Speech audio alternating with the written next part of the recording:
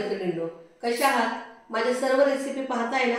मग मागे टाकलेलं कारलं, लिंबू आणि मिरची याचं मी तुम्हाला रेसिपी दाखवली होती आणि त्याच्या खूप छान अशा कमेंट्स मला आल्या। त्याच्यानंतर खूप जणांनी ते पाहिलं, करून पण पाहिलं। मग त्याच्यामुळं मला आता परत एकदा कारल्याची वेगळी रेसिपी दाखवावी असं वाटलं। तर आज मी तुम्हाला अगदी खेडेगावामध्ये कारल्याचं लोणचं ज्या पद्धतीने करतात ना, त्या पद्धतीने कारल्याचं लोणचं दाखवणार आहे। मग या कारल्याच्या लोणच्यासाठी कोणकोणतं साहित्य लागतं, चला तर मग आपण त्यासाठी कोणकोणतं साहित्य लागतं, कसं करायचं ते कारलं हे पहा। मी काय केलंय की सर्वप्रथम ही पावशेर कारली घेतलेली आहेत आणि ही जी पावशेर कारली आहेत ती मी आता तुम्हाला चिरून घेतलेली आहे।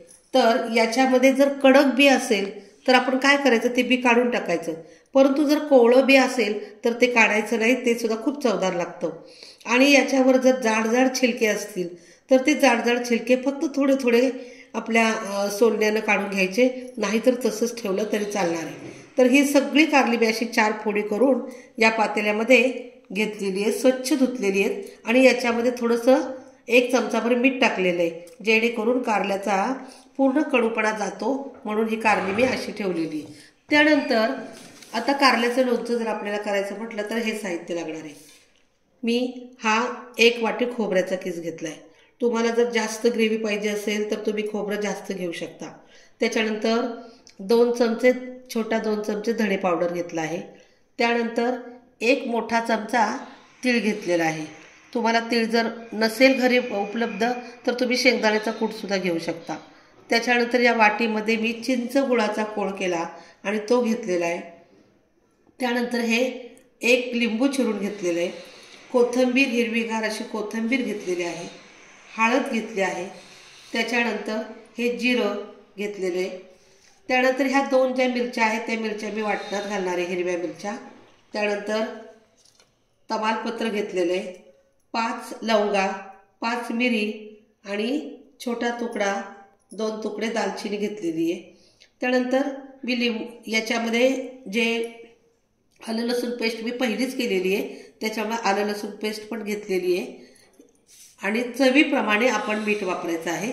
मी अगदी अर्धा चमचा मीठ घेतलेलं आहे, तर चवीप्रमाणे हे मीठ वापरायचं। आणि फोडणीसाठी तेल, फोडणीसाठी मोहरी आणि थोडासा हिंग। तर चला, हे जे आहे हे सगळं मी सर्वप्रथम अगोदर वाटून घेणार आहे। या ज्या 4 मिरच्या आहेत या मिरच्या काही मी वाटणात घालणार नाही, हे लिंबू मी वाटणात घालणार नाही, बाकी सर्व साहित्य मी वाटणामध्ये घालणार आहे। मी आता मिक्सरवर हे वाटण तयार करते। आता हे सर्व जिन्नस मी या वाटणामध्ये घेते। या मिरच्या, त्यानंतर तीळ, धणे पावडर, तमालपत्र मात्र आपल्याला फोडणीसाठी ठेवायचं आहे।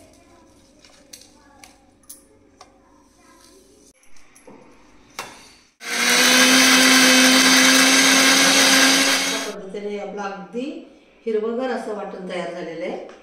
लोणच्यासाठी वाटण तयार झाले। आता पुढील कृती बघूया। आपल्याला फोडणीसाठी जेवढं तेल लागतं तेवढे तेल मी टाकणार आहे। जरा जास्त तेल टाकलं की छानपैकी मस्त असं कारलं होतं। हे जे तेल तापलेलं आहे या तेलामध्ये पूर्ण पाणी, कारल्याचं पूर्ण पाणी घालायचं आणि ही कारली त्या तेलात अगोदर तळण्यासाठी टाकायची। हे कारलं असं छानपैकी परतून घेतलं की शिजायला सुद्धा वेळ द्यायला लागत नाही आणि भाजी पण खूप सुंदर होते। 5 मिनिटं त्याला चांगलासा डागळल्या, कारली आपल्याला डागळली, जरा काळपट असं दिसायला लागली की मग कारले हे काढून घ्यायचे। आपण मोहरी थोडीशी टाकणार, नंतर हिंग टाकायचा। मोहरी चांगली तडतडली की आपण जे वाटण घेतलंय ते सर्व वाटण याच्यामध्ये परतून घ्यायचंय।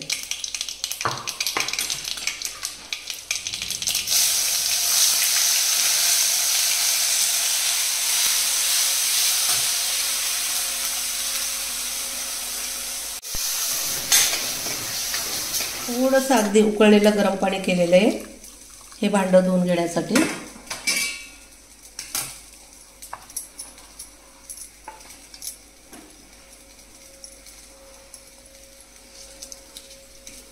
तमालपत्र पण फोडणीत टाकलेलं आहे. त्याचे वाटण चांगलं परतलं गेलं आहे. त्याच्यामध्ये आपण हा जो गूळ आणि चिंचेचा कोळ आहे तो कोळ टाकते मी.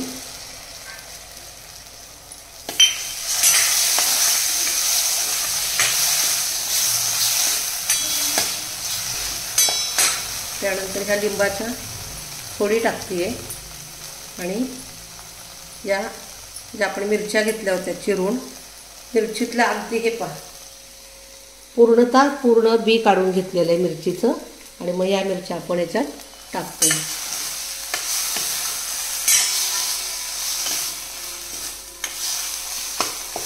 हे सर्व झाल्यानंतर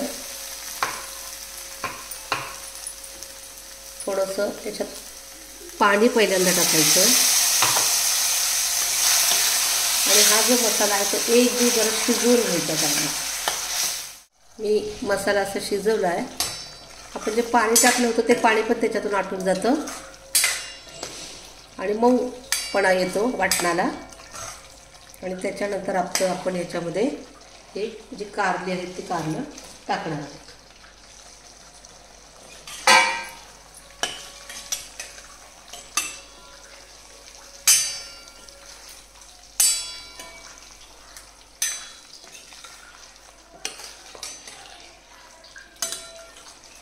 आता याच्यामध्ये अजिबात पाणी टाकायचं नाही. थोडासा गॅस मोठा करायचा जेणेकरून कारली गरम होतील.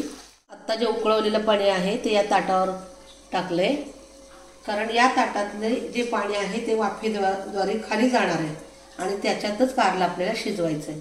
म्हणजे काय होतं की कारल्यामध्ये पाण्याचा अंश नसल्यामुळे कारलं भरपूर दिवस टिकतं आणि अतिशय चवदार लागतं. आता जास्तीत जास्त आपण 10 मिनटं असंच कारलं ठेवणार आहे बंद गॅसवर. हे पहा अशा पद्धतीनं अगदी छानसं असं कारलं शिजलेलं आहे. कारल्याच्या फोडी एकदम छान शिजलेल्या आहेत आणि हे झालं कारल्याचं लोणचं. आता आपल्या कारल्याचं लोणचं तयार झालेलं आहे आणि हे कारल्याचं लोणचं तुम्ही किती दिवस ठेवलं तर त्याला बुरशी वगैरे येत नाही. जितकं ते कारलं मुरतं तितकी चव अधिक त्याची चांगली राहते. आणि एखाद्या व्यक्तीला जर हे कारल्याचं लोणचं आवडत नसेल तरी सुद्धा अशा पद्धतीने केलेलं कारल्याचं लोणचं हे खूप आवडीने ते सुद्धा लोक खातात.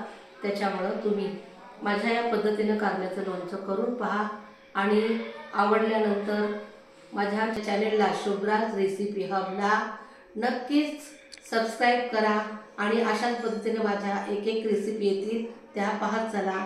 धन्यवाद.